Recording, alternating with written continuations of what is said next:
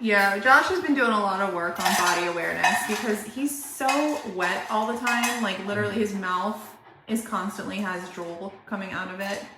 And like his legs are wet. And he's very heavy. He's heavy. You know, the owner said the kids, they don't even want to touch him because he's just wet all the time. Yes. And so we're doing a lot of body awareness. Look at the gap in between his head and Josh's leg. We've been doing a lot of work on not allowing him to brush his head up against our thigh and like keep a couple inches distance. But I do this with every dog anyway because I like to keep personal space. Unless I offer the dog to come into my personal space, I want them to, you know, land about right there. If they want to ask me something, if they want to come and, you know, interact with me, a lot of my personal dogs, you'll see it, there'll be this gap between us a lot, unless I've offered them to come in. So I do that anyway, but it's extra important with him because, like I said, the slobber gets really uncomfortable quick, but also, see right here. Right here. Corrections. Body awareness. But also, he's so heavy, and he will. Look at that line. He will try to go between your legs, and he will lean on you. And he's heavy, so he's like 160 pounds. So when he puts his weight on you, you feel it. So I'm just trying to teach this respect here. And look, you can pet, and you can do all sorts of good stuff. Hopefully, he'll end up turning it into a sit and learning that this is the ritual of getting the affection. Okay. Now, if the person offers you to close that gap, that's a different story. It's just a respect thing anyway, all right? But it's new to him, I can see that it's new to him because he's like, well, if you're petting me, we must be touching, you know what I'm saying? So when I gesture to him like that, I'm asking and reminding of this space. What's cool is that he understands that. You know, dogs can understand these little nuances in your body language. You okay? I'm just waiting out to see how it goes here.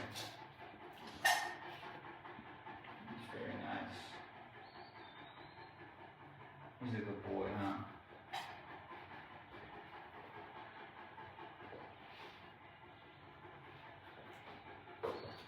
Good. So what we're doing today is place. And I didn't want to use one of our beds because he's too big. So this is his bed that he came with, so it would be good to get that association on the bed based on that. Place will be good because he's got those episodes of zoomies and barking. Mm-hmm. And then he also steals food. Right. So you could actually put him on place and then go eat your meal. Yeah, you want to keep it safe. How can he steal food if he's on place? Are they living in a Beethoven movie? Oh my god. They're living Sounds in like Beethoven. it. Look at that drool. We have to, you guys, we have to mop our entire room after working with him. I've never taken so many showers. That is insane. The drool. Yes, it is crazy. In Beethoven, he fills up a shoe with drool. Remember that? And yeah. He pours it out. Yeah. It literally is like that. I know. Okay. This is definitely not an ad for Saint Bernard. But he is really sweet. Like we really enjoy him. Yes, I understand. It's just high maintenance. Yes. Like bigger everything. We had to drill a hole in the collar. He eats 9 cups a day. Oh Drinks a lot of water. A big bed. Reagan's how you doing? I used to think Reagan's was big, but he's half the weight of Gus. Yeah, he's what, 90? He's 80. I think he's gained a little. Maybe. Oh, that pizza crust. That pizza crust. Yeah. The only difference is he only takes it when we offer it. He doesn't steal it from us. Let me close the door real quick first. I would like to Don't slip on the drool. I know. It's getting a lot better though since we've been creating this boundary. Good boy. So, it's really good.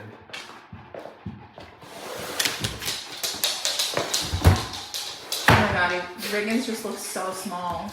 Yeah. We could walk under him.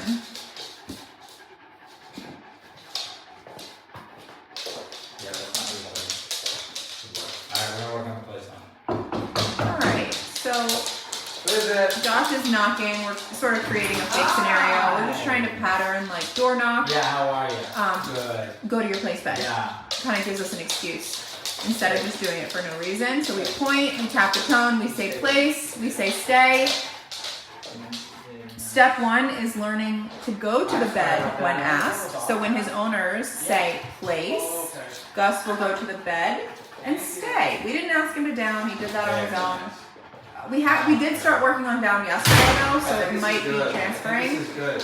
I think this is nice. But yes, Step 1 is get on the bed. Step 2, stay no matter what. Even if your family is eating pizza 3 feet away. Even if there's food on the ground and he loves his food. He licks the bowl. He eats it all.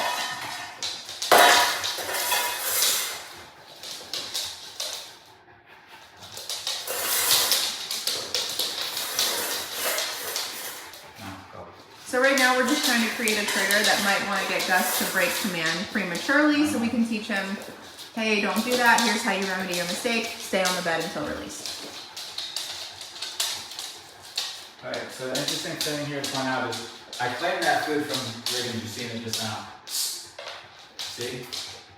So they'll give a boundary to that dish. They'll keep it up. So we can do this with dogs. You can do it with a baby. You can do it with your guests.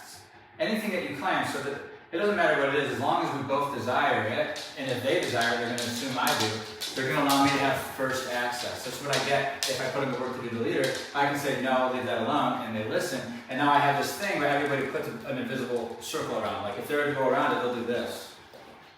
Right? So now, I can do this with food.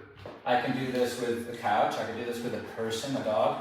Basically, it gets to the point where the dogs see something they want and they look at you first because they're going to allow you first access to decide. And so we need that with him too, and we're getting that with him. And it also goes in my personal space. That's a resource. To be able to get this close to me and interact with me is valuable. And I want to make sure that it's when I say it's on my terms. Okay, so I'm not being, yes, slaughtered on and all that, but also manipulated and also brought down in the hierarchy because you know, they have easy access to me all the time. All right?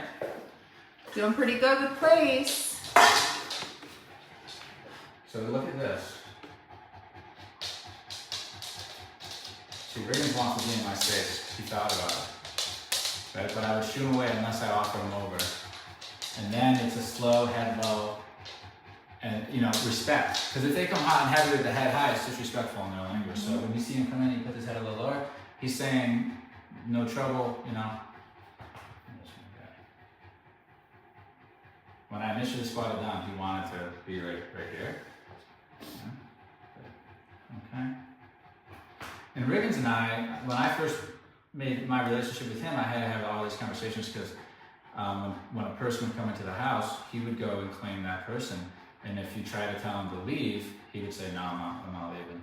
And then if you go to like, if he had a collar on or something, which he never did, but if he did, I can guarantee if you went to grab that, you'd have a problem. Mm-hmm.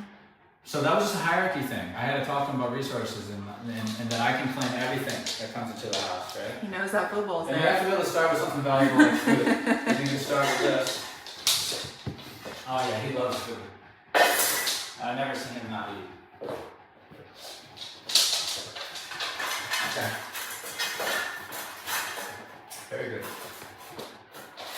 And now we'll teach him how to get off the bed. It'll be a release. If he doesn't release, it'll be a recall. Gus. Gus. You good boy? It's another important thing too. If I say his name, it means we gotta start a conversation. Gotta look at me and listen. Look and listen. Alright? We don't want ignoring and we don't want guessing. So I don't want to say his name and he guesses what I want based off of where my body is. So he'll just shoot off the bed and thinks, oh, he must be calling to me. Oh, what if I was to tell you, just good job? Or if I was to tell you to go away? Right? You're guessing. No guessing. And no ignoring it. So if I say his name, look at me, listen, then we can talk. We got back and forth. So that's another, these are like things, he's learning how to learn from me, you know? This is the hard part about training, I think. It's easy to teach sit and stuff like that if you have a lure like a food and you can learn. But to get them to understand these in between, these little connected pieces of our communication so that I can actually describe to him what I want him to be doing and how he should be behaving. It's like, say your name, look and listen, I say something, you do something, and we have a dance back and forth. Believe it or not, some dogs come in not even operant to that. They can't even do that. They're in reactive mode. So door opens, I go to door. Knock on door, I bark at door. They're not home, is what how we really say. They're not home yet. So they have to become aware and conscious and start, when they're aware, they're saying, I'm altered, I have to document what's going on because I might make some changes to my responses. And that's when you're in a good spot. And he's there. He's at least there. But I say his name and he does a little bit of this. He knows something's happening, but what does it mean? Okay? Gus. Good. Good boy. Looks right up at Josh. Break. If he doesn't want to break, remember I said it'll be a recall. Break. Good Hey! job! That's amazing. Look. Yep. Okay. Conscious, Right. aware, Did you coming see in his face? slow and low. At first, This is what we've created with him. So you're saying he stopped about a couple feet Yep. away from me? Yep. Waited for me to say, okay, come in. Amazing work. That is important. Yes. Yeah. Amazing work. Nice job. Yeah.